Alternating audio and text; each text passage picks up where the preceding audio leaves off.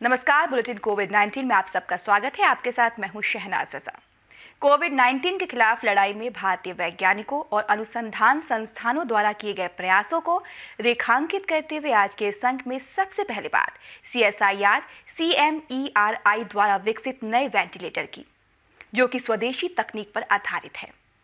कोविड-19 के बढ़ते मामलों के बीच वैज्ञानिक तथा औद्योगिक अनुसंधान संस्थान यानी CSIR के अंतर्गत दुर्गापुर में कार्यरत केंद्रीय यांत्रिक अभियांत्रिकी अनुसंधान संस्थान के शोधकर्ताओं ने स्वदेशी तकनीक पर आधारित एक नया वेंटिलेटर विकसित किया है।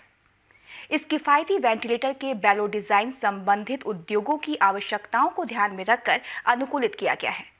हेल्थ वर्ल्ड हॉस्पिटल और विवेकानंद अस्पताल दुर्गापुर के स्वास्थ्य पेशेवरों के महत्वपूर्ण फीडबैक के आधार पर वेंटिलेटर में कई तकनीकी और डिजाइन संबंधी परिवर्तन किए गए हैं। इस वेंटिलेटर की कीमत लगभग 80,000 रुपये से 90,000 रुपये के बीच है।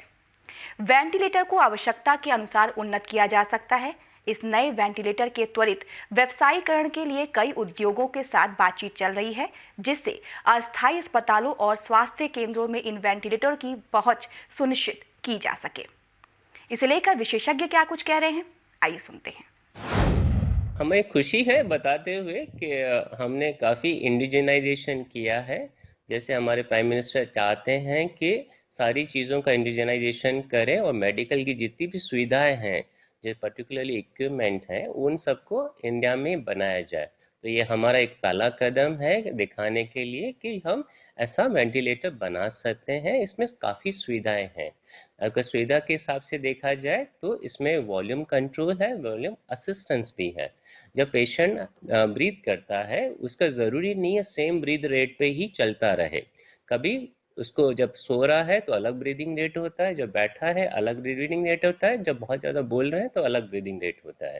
तो इसमें सारी चीज़ें डाली गई हैं। इस इक्विपमेंट में कंट्रोल पूरा रखा गया है और क्लिनिशियन को अच्छा सा हेल्प देने के लिए पूरा ग्राफिकल इंटरफेस रखा गया है।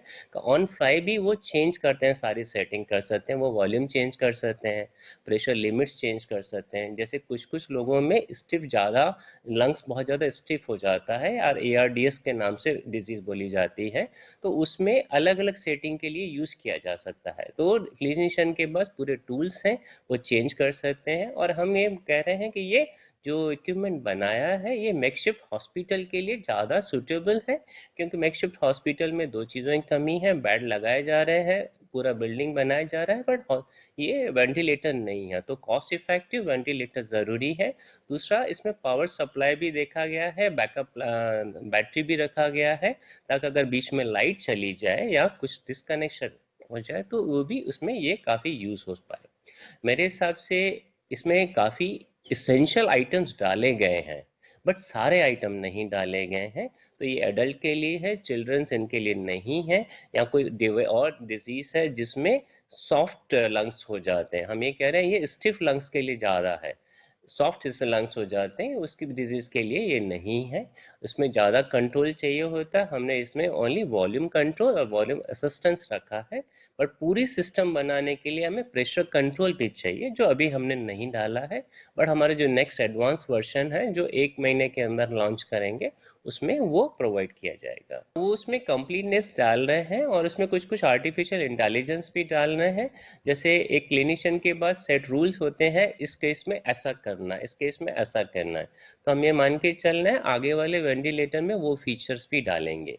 जो जो डॉक्यूमेंटेड नॉलेज है वो डाल सकते हैं, जो एक्सपीरियंस से नॉलेज है वो हम क्लिनिशियंस के साथ भी काम कर रहे हैं, वो जो जो बताते हैं वो डालते जा रहे हैं। बाकी पूरा फुल फ्लैश बता नहीं सकते, लेकिन हाँ काफ़ी एडवांस वर्जन आ सकता है।